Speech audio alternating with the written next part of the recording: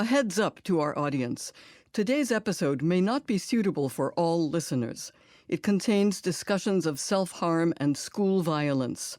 Listener discretion is advised. The New York Philharmonic was in the middle of an afternoon subscription concert when suddenly the orchestra manager rushed on stage and told the audience the terrible news. John F. Kennedy had been shot and killed.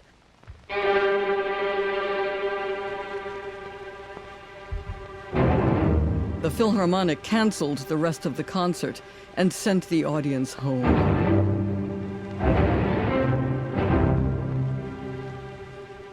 I was at home having lunch when the news came over the TV.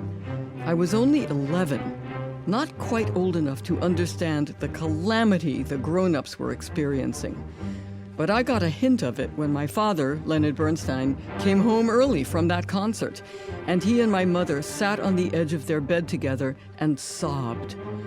Gradually, our house filled up with friends and relatives, all of them clustered around the TV in the library, watching the news, drinking, smoking, crying, and crying.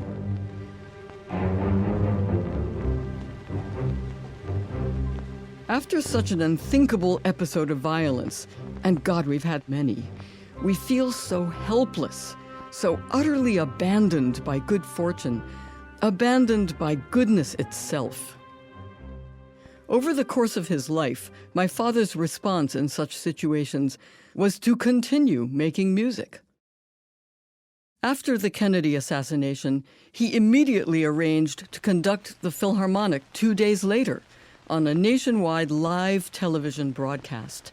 For the next 80 minutes, the New York Philharmonic, under the musical direction of Leonard Bernstein, they performed Mahler's Symphony No. 2, The Resurrection, to provide a drop of comfort and beauty to a devastated nation.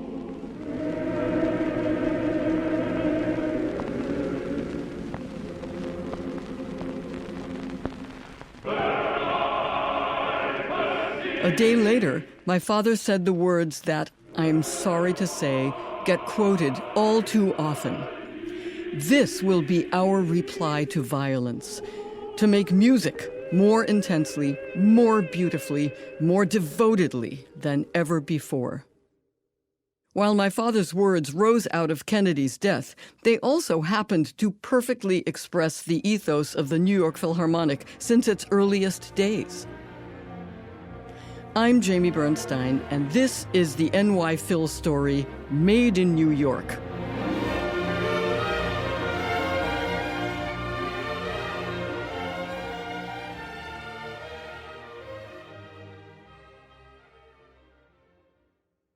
There's a piece the Phil has traditionally performed each time they mourn a great hero.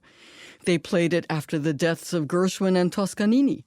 They played it after the losses of Franklin D. Roosevelt and, yes, John F. Kennedy.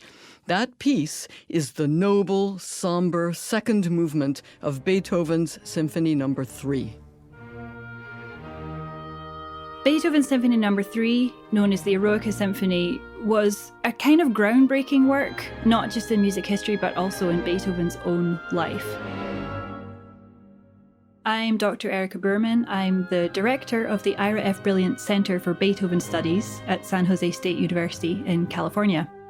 This symphony was composed shortly after a very significant episode for Beethoven, which was his coming to terms with the fact that he was going irreversibly deaf. This was something that had been coming on for several years, and in the summer of 1802, on the advice of his doctor, he had gone and spent a few months in the village of Heiligenstadt to the north of Vienna and rest with the idea that with some treatments, he would be able to get some of his hearing back and be on the road to recovery. And it was during that summer that he finally came to accept that this was never going to happen and that his hearing would continue to decline. And of course, for a performing musician, that's a disaster. So his career as a performing pianist, which is what he was primarily known for, was over. Also, his social life was going to be hugely impacted. He was already feeling isolated by the fact that he was struggling to hear. So while he was in Heiligenstadt, he wrote an extraordinary document, a sort of last will, combined with a letter to his brothers. It's a tough read, all right. Beethoven describes sitting in a field in the country with friends. His companions can hear the sounds all around them. Birds, laughter, shepherds playing flutes, and singing. But for Beethoven, there was simply nothing. He felt so desperate and alienated that he considered ending his life. But, he wrote, art alone deterred me. He came to the acceptance that he was going deaf and decided that he was going to grab fate by the throat, not let this hold him back. He was taught that his talent, his gift, was owed to humanity. I'm Jan Swofford. I'm a composer and writer, and I've written biographies of various people like Mozart, Beethoven, Brahms, and Charles Ives. Eroica, the Third Symphony, was written about Napoleon. It's the story of a hero and the career of a hero in the world. It was a symphony about the most powerful man in the world. Napoleon had been the great heroic figure in post-revolutionary France as someone who had risen up from humble origins to become one of the most powerful men in Europe. Something that 50 years earlier was not possible, not thinkable. Beethoven was deeply stirred by the egalitarian ideals of the Enlightenment. For him, Napoleon was the symbol of the grand new possibilities for their fellow man. The sense of striving towards a better world and all men become brothers, all of these sentiments of togetherness. So when he got the idea for the Eroica, Beethoven wanted to connect his really deeply felt Enlightenment ideals to his music in a new way. It's a story of a hero and what a hero does in the world. And it was going to be called Bonaparte. That title was retracted when Beethoven learned that Napoleon had crowned himself emperor. Beethoven was so disillusioned by what he saw as just a kind of power grab that he tore up the title page of his score on which he'd written that this was called the Bonaparte Symphony after Napoleon. And eventually it was published just under the title Symphony Eroica, Heroic Symphony, without reference to a specific individual. The first movement of the Eroica has been felt from the beginning, and I think accurately, to be a portrait of a battle or a military campaign. And so in the story of the piece, what happens after the battle is you bury the dead. Now, this was the middle of the Napoleonic Wars, and there were a whole lot of dead across Europe and a whole lot of funerals and funeral marches in the streets all the time. And the most famous funeral marches were French, and he used those sort of as the model for his funeral march. The listener, without any context, doesn't know who's this funeral march for. That's left ambiguous by Beethoven. He took this idea of a funeral march and just expanded it in the most radical ways into a complex and far-ranging form that is tragic and inspiring, and the emotions in this are a kind of portrait of the process of mourning in our lives. There's one very significant thing about it, I think, and this is a funeral march that is not religious at all. It has no relationship to religious music. It's a humanistic funeral march. Beethoven had not forgotten God. He was going to come back to that. He was going to write religious music, but in this, it is entirely about this world. The first time the Philharmonic performed the Funeral March as a standalone piece was in February of 1848 in a tribute to Felix Mendelssohn, who had died just 3 months before. They would perform it again 17 years later at the end of a time of profound national upheaval. But first, they had to survive that long themselves. In the rough-and-tumble artistic world of the 19th century, orchestral societies failed for any number of reasons, and more than a few folded in their first decade. But the New York Philharmonic hung in there. They focused on the quality of the music, attracting ever more music lovers to their concerts, so that by their 15th season, they even needed a larger concert space. So they moved into the Academy of Music in Lower Manhattan. But in the 1860s, the outbreak of the Civil War brought new financial concerns for the Phil, and worries about safety, too. Not only did they have to stay afloat at a time of great insecurity, but they were also located in a city at war with itself.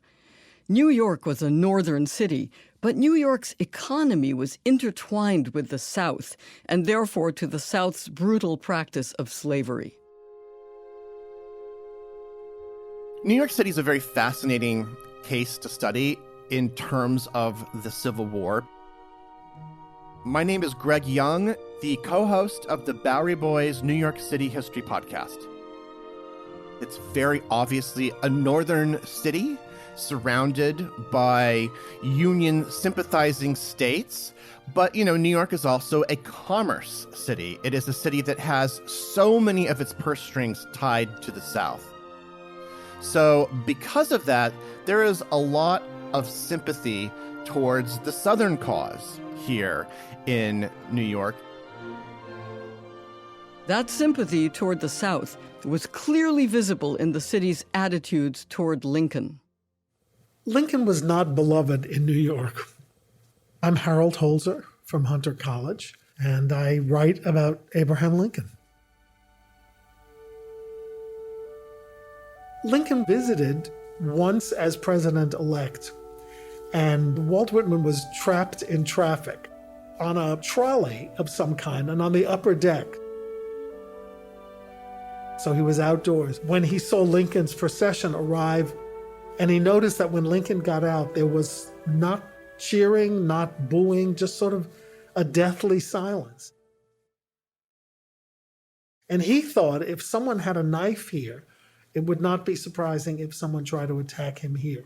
That's how tense the relationship was.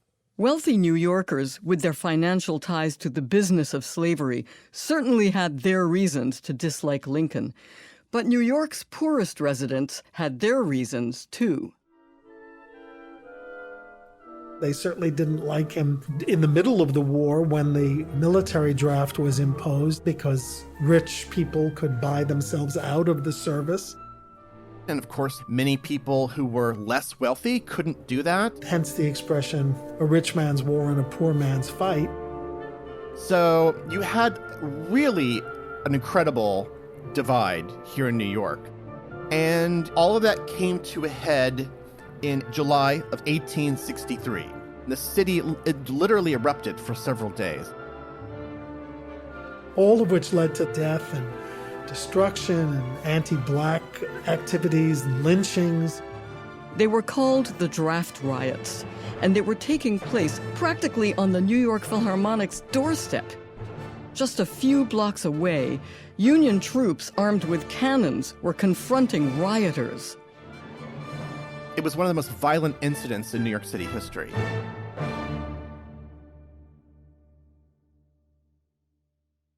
When the Civil War ended, New Yorkers were elated, and cannon fire was put to a happier purpose. Cannon were shot off, fireworks were exploded over cities across the North. There was enormous joy. After that, the city's formerly queasy relationship with the president changed for the better. Things are forgiven when wars end. But once the celebrations were over, the nation had to deal with the brutal aftermath of the war. Nearly 750,000 people were dead. And even after a peace agreement was reached, it seemed entirely possible that violence could still erupt again. And sure enough, In a shocking turn of events, the war claimed one more victim. Stay with us. We'll be back in a moment. This is the NY Phil story. I'm Jamie Bernstein. Let's return to the days right after the end of the Civil War. On April 14th, 1865, just 5 days after Lee had surrendered his forces to Grant, Abraham Lincoln and his wife went to Ford's Theater in Washington, D.C., with its flag-draped balconies and George Washington's picture perched on the railing. In the presidential box, President Lincoln sat in a walnut rocking chair that had been moved in specifically for this occasion. The play was a hit comedy called Our American Cousin, about the culture clash between a brash American and his landed English cousins. While Lincoln sat watching the show, the actor John Wilkes Booth crept into the presidential box, pulled out the pistol he had concealed in his pocket, and fired one shot into the back of Lincoln's head. Booth dropped the pistol, leaped over the balcony railing, and fled. While the president fought for his life, news of his grave injury traveled around the country. Nobody had their iPhone out, but the word got out. Telegraph lines, speed news very quickly from city to city. And the New York Herald, one of the major papers in New York, not a very friendly one to Lincoln, but they do something akin to breaking news on CNN. They issue a series of editions over the course of the night and into the early morning, each with a different medical bulletin on Lincoln's condition and an update on the identity and pursuit of the murderers. And then his death at 7 a.m. is quickly transmitted around the country as well. The timing of Lincoln's death turned out to have one very particular resonance. It's a holy weekend for Christians and Jews. It's the end of the Passover holiday for Jews, so they're in synagogue on the morning that Lincoln is announced dead, and they hear it from the pulpit. And there is a sense that the sacrifice and the resurrection are happening in real time to a real secular leader. Lincoln is the martyr who gave his life that others can be freed. He died for his nation's sins, like Jesus. Jews now react to him as they would to Moses, who's the hero of the Passover story. He's led people to the promised land. He's led people to freedom, but he hasn't seen the promised land himself.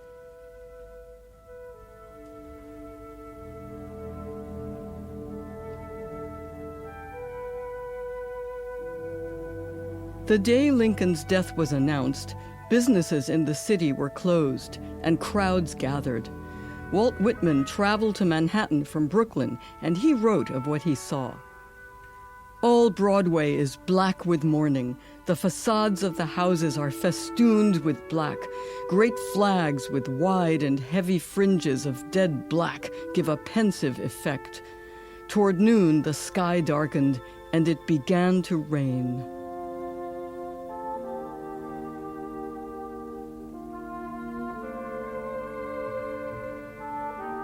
On April 21st, Abraham Lincoln's casket was placed in a train car draped in black, and the president's body began making its way from Washington back home to Illinois.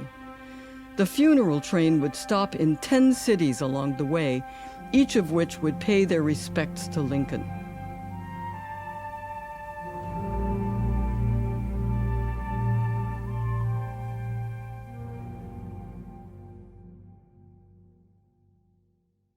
The New York Phil didn't perform during the funeral in New York, but the specter would linger in the minds of New Yorkers, so much so that the orchestra felt compelled to honor the fallen president during their final concert of the 1865 season.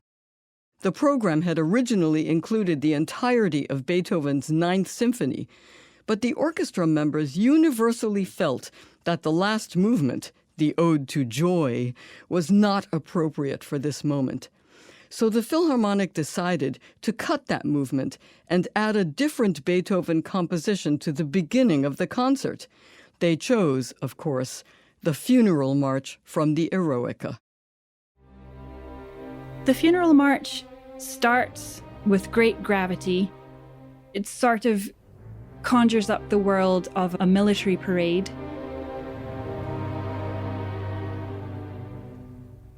It's slow, it's mournful, and the basses are imitations of rolling drums under the melody.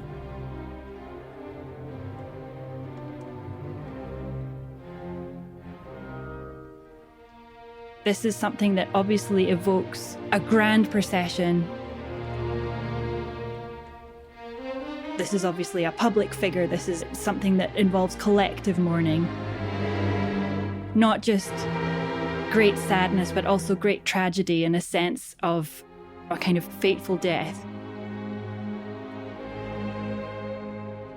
The funeral is a huge event in New York City. Thousands of people line the tracks day and night. There are soldiers on guard and watching him, guarding as the train goes by, and it's lit. So it's quite a sight for people.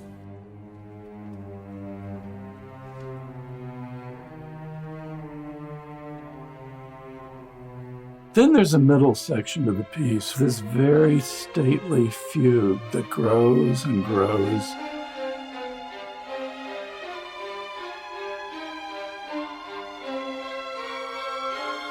Into something that's one of the most exalted moments in the whole musical repertoire.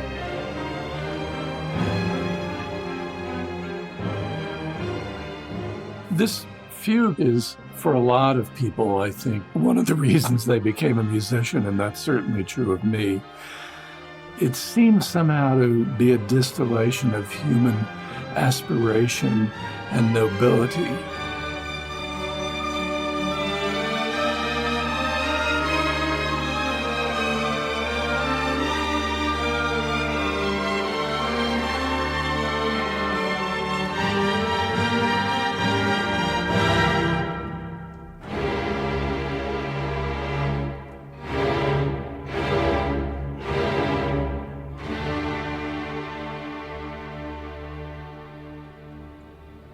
His remains come in to the train station, not too far from where Penn Station operates now. And his coffin is placed at the top of the interior staircase at City Hall. And people begin to walk by the coffin. They come up one stairway, they go down another, and it goes on all day and all night.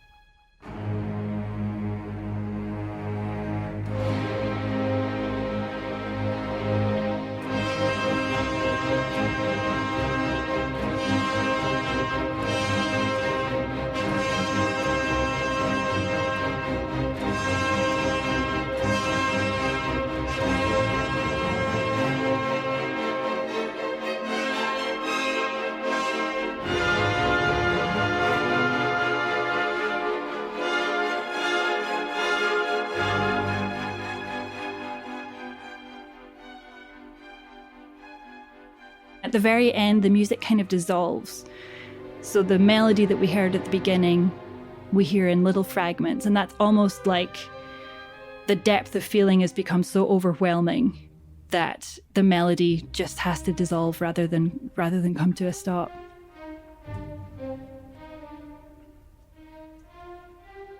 The music just seems to dissolve with kind of distant cries into silence.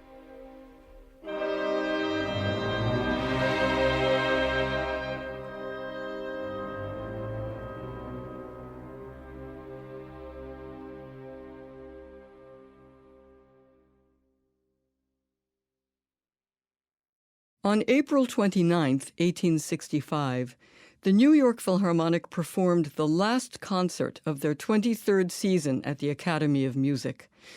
In the program is a notice saying, "The entire community of this city shares with the nation the deep grief into which our land has been plunged.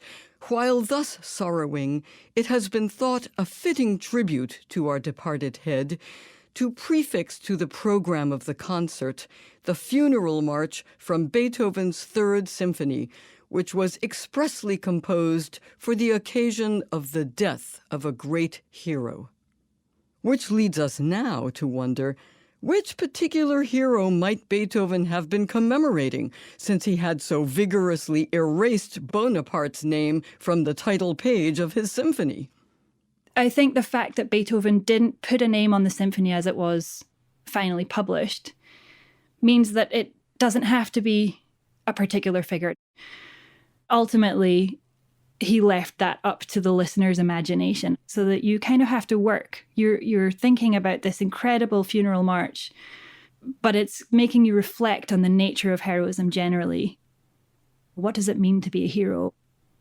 What does it mean to mourn? What does it mean to mourn? In particular, how do we mourn the repeating episodes of senseless violence that seem to be our country's curse? For the New York Philharmonic, as well as for my father, whatever the answer might be, it always has to include music. That ethos, still carried forward today by the musicians of the New York Philharmonic, has comforted communities far beyond the 5 boroughs. I performed for the kids at Marjory Stoneman Douglas High School in Parkland, Florida, about a month after the school shooting there. One of the toughest performances I ever did, but also one of the most meaningful ones. Hi, I'm Anthony McGill, and I'm the principal clarinetist of the New York Philharmonic. I think after these horrible tragedies, we're often left feeling helpless. You know, how do you grieve properly? Is that a thing? Is there a way to grieve?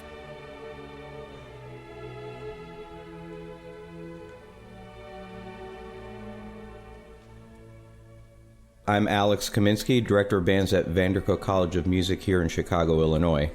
But before Vandercook College, Alex was the band director at Marjory Stoneman Douglas High School. 2018, that would have been my 3rd year teaching at Stoneman Douglas. The band was very much a family. At Stoneman Douglas, our older students took the younger students under their wing. It was all about welcome to the family.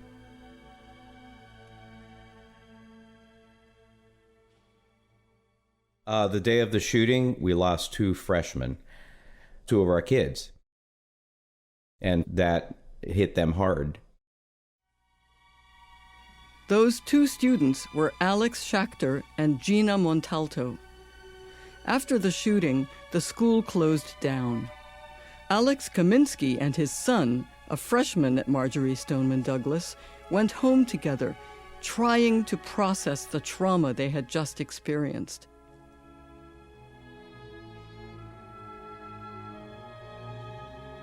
After 3 days of nearly wordless paralysis, Alex's son picked up his instrument. On the other side of the house, we hear trumpet playing.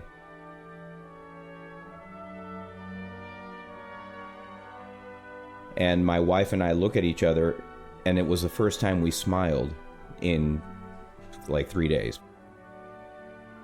At that moment, I realized that we needed to get the kids together to not only be together, but also to play together.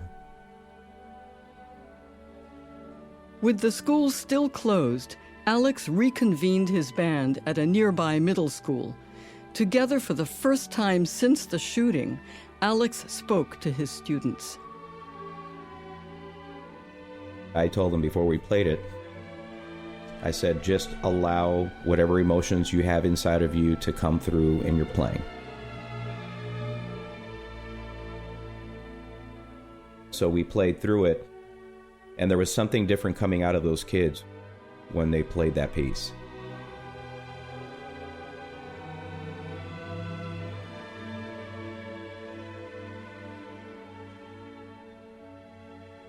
The music-making process was very raw and necessary.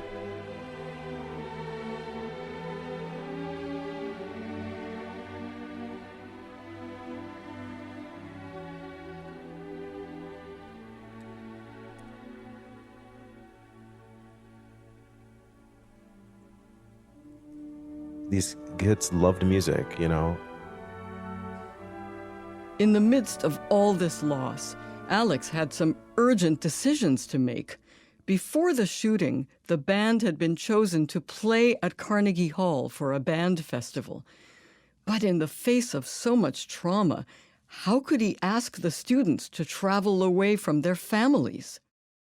My initial gut reaction was to cancel the trip. It's in 3 weeks. We've all been through something very difficult. And I certainly don't expect that we would go. And the parents and the students said, no, we need to go. We're not going to let fear paralyze us. We're going to overcome evil through making music, which is a power that is a good thing in this world. And that's when we adopted Leonard Bernstein's quote, to make music more intensely, more beautifully, more devotedly than ever before. That was her mantra. And so, a mere 3 weeks after the shooting, the Marjory Stoneman Douglas Band traveled to New York and took the stage at Carnegie Hall. They dedicated that program to the 2 students that we lost. That was one of the most emotional experiences that I've ever had on a stage. The closing number was the finale from Mahler's Third Symphony, which starts very quietly, and it's basically a one long crescendo that ends gloriously.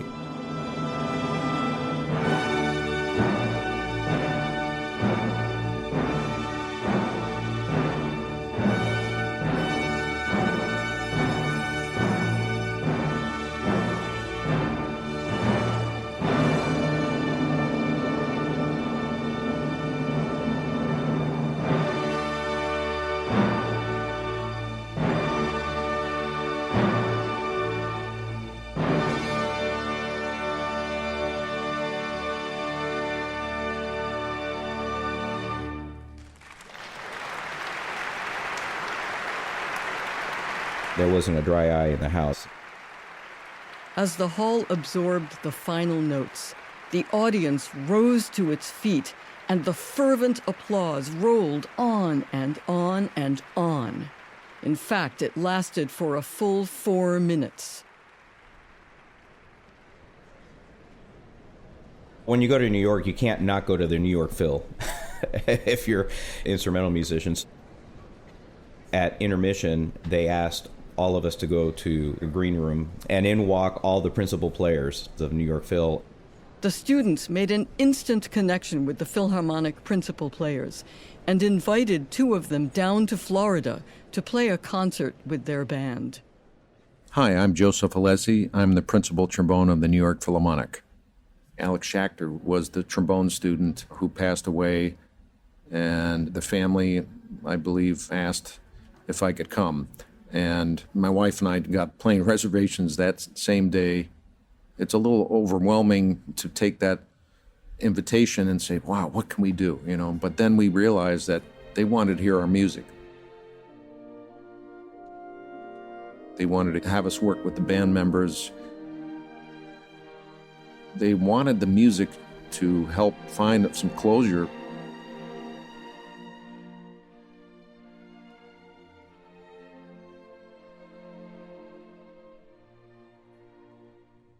I got to spend time with the students. I got to play in their band with them. It's hard to put into words what that meant to them and to me. But for them, especially because they were music students, there weren't very many ways that they could put into words how they could, remember their classmates. I think there's something that happens when you're making music with other people, because you're not only now communicating with the audience, but you're communicating with the others with whom you're making music. And that's what was happening with my students. Everything was being dedicated to those that we lost. There was an instrument company, and I think they made 50 trombones to donate to the event. And there was a special trombone for Alex.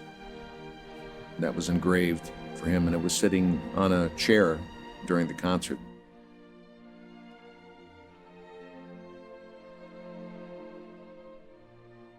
One of the connections that the school had with the New York Philharmonic and Leonard Bernstein is that concert was called Our Reply.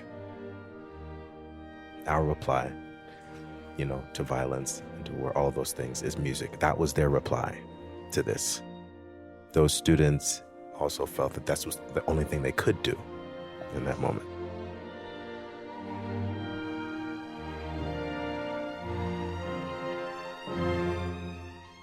Being able to make music was like a pressure valve. You were able to pour out rather than suppress your emotions. That, along with the power of music to speak to you personally as you're making music with other people, was what helped my students to move forward. There is no one way to grieve, and yet one way that we as musicians do that is by playing music and performing music in honor of those who we may have lost.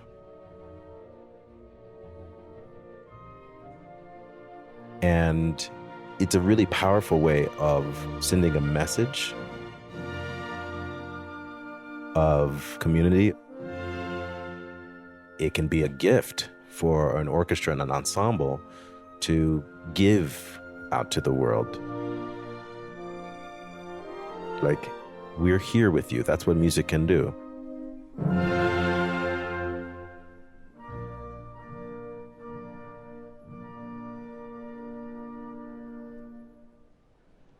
They wanted us to be there and to help with that healing process. I hope I don't want to see another event like that. I really don't. But if music is some way to help out, we'll be there again, for sure.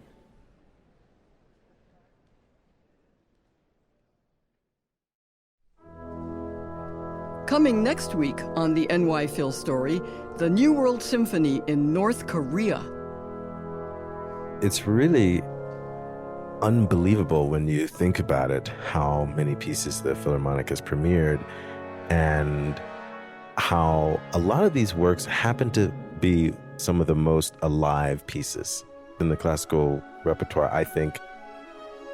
Are we playing something that's historic? Is this a historical moment or not? We don't really know. This might well be the last place on Earth I expected to be broadcasting from, but tonight, we bring you this historic concert by the New York Philharmonic at the East Pyongyang Grand Theater. And as we were leaving the stage, one or two of us started to wave to the audience, and some of them waved back, and then everybody was waving at everybody else. We had made a human connection with these people.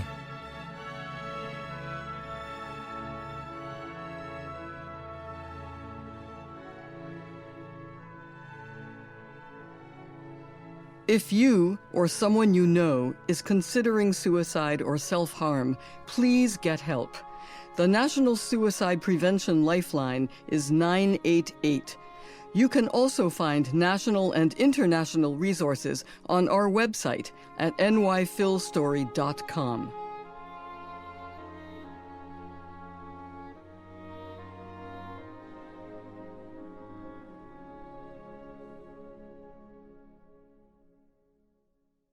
This is the NY Phil Story, made in New York, produced by WQXR in partnership with the New York Philharmonic, and hosted by me, Jamie Bernstein. Our production team includes Lauren Purcell-Joyner, Helena de Groot, Sapir Rosenblatt, Laura Boyman, Elizabeth Nonamaker, Eileen Delahunty, Christine Herskovitz, Natalia Ramirez, and Ed Yim. Our engineering team includes George Wellington and Ed Haber. Production assistance from Ben James, Jack Phillimore, and Mary Mathis. Special thanks to Monica Parks, Adam Crane, Gabe Smith, and the New York Public Radio Archives.